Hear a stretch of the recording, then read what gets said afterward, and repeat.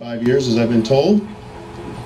And I think he put West Covina on the map, honestly. My Jenks family side thinks the same, but they did meet, so they probably partitioned it or something. Bud was my best friend. He was a mentor, also my father, and he stuck to the latter of those very strongly, that we, as much as you think we're peers, he also influenced me greatly as someone who knew a lot more than I did, even though I was trying to explain otherwise. Latter years, he was well known as Granddaddy Bud, and he was a great grandfather, great granddaddy to Michaela Lynn, Ona Justine, Trevor and Tristan and Nikolai Svetkovich, my sister's children. And he never forgot a birthday, I can tell you that.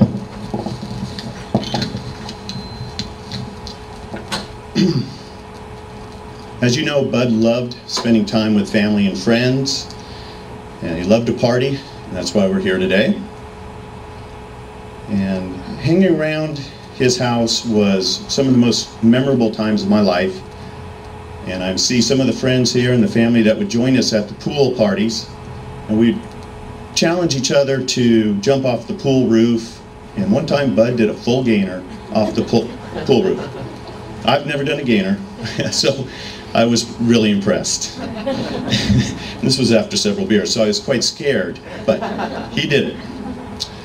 So most of the time around this pool, all of the friends would get into conversations, and I think they solved all of life's problems, or at least maybe their immediate problems. But they'd come back the next week and start them all over again.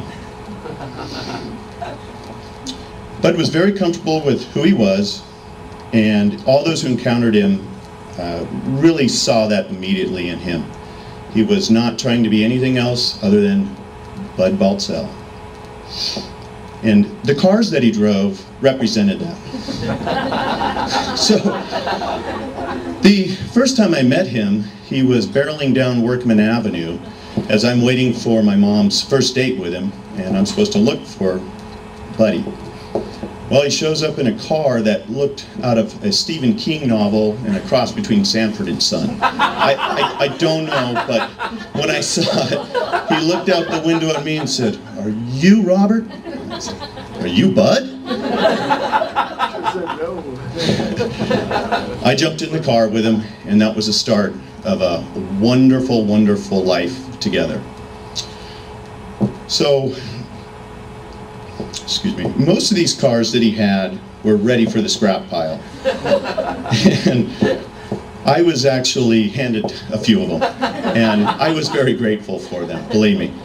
And I proudly represented Continental Colorcraft on the side of my car. As long as it could get to the beach, it was a worthy car. But most of the time I always had to have someone in the car so we could push start it.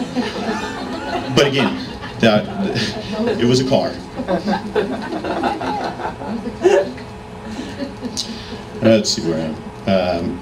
The other thing to remember Buddy by was his mustaches, his goatee. And one thing I will always remember is the one I liked the most was his, the one with the handlebars. And he looked like Salvador Dali or the world's strongest man. So I was bummed when he finally cut that, but he would always try something else out, tight goatee or whatever, but it was always a facial hair experiment, I'll call it. So, I'll always remember the trips we took, skiing or to Lake Hume. They were very memorable. And I just remember we would pack the car, and it was like a Rubik's Cube that wasn't ever going to come together. So we would start at about 4 in the morning, and we would start packing this car and then unpack it and retry it. And these were our trips. Then we'd have to throw 2 dogs in there.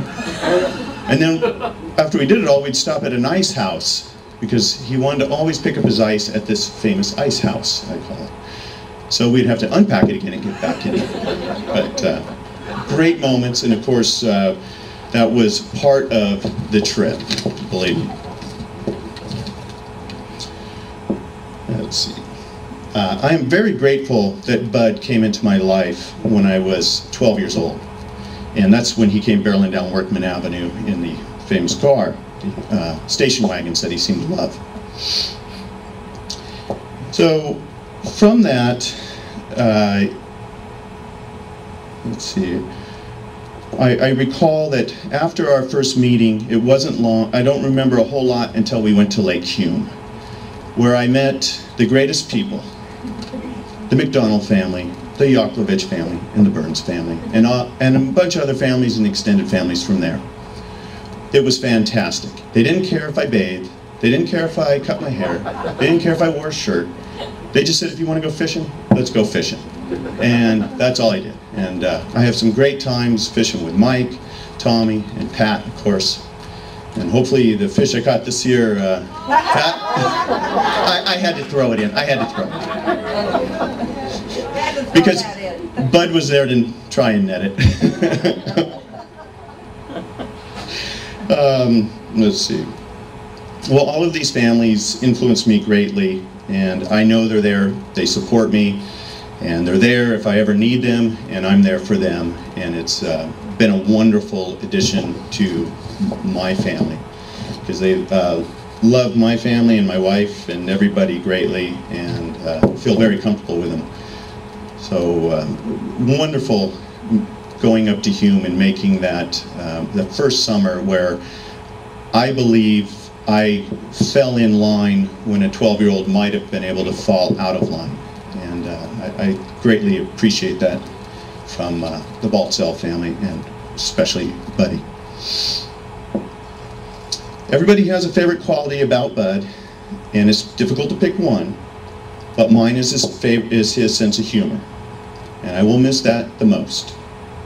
He always had a joke, and it always seemed fitting for the time and place. And I'm going to give you an example of a joke, and of course I'm not good at jokes, but I hope it comes off well. So, he's at the VA, and it wasn't too long ago, and he's in the waiting room. And of course, towards the end he had to do a lot of waiting. So he's in the waiting room, and a couple of fellows behind him are saying, gee, it's taking a long time, this is really, bugging me, and they're starting to get a little antsy. Bud turns to him and says, "What'd the gardener say to the monkey when he cut off his tail with a lawnmower?" Well, they looked at him and said, "I don't know." He said, "Well, it won't be long now." Well, they get a chuckle, and they're going, okay. What do you think the doctor says when he comes out from behind the door? "It won't be long now." He said they almost ripped off the back of their chair. So that was Bud. I couldn't tell a joke to save my life, but he could always show up and just have a perfect joke, some sort of rhyme, or just some event.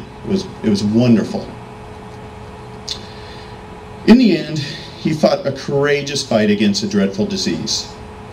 His physical strength diminished, but his smile and his strength never wavered in knowing that this was going to be the end. And I will always remember Buddy's grip in his hands, because they never wavered, waned at all. And when he would clasp my hands with his big bare paw, and believe me, it was a big bare paw, he would squeeze it till it was blue. His physical strength channeled itself into these hands, and he passed his love and gratitude for a life that he assured me was very worth living. And Bud's grip will be forever in my heart, and will represent the richness of the memories and the love he gave to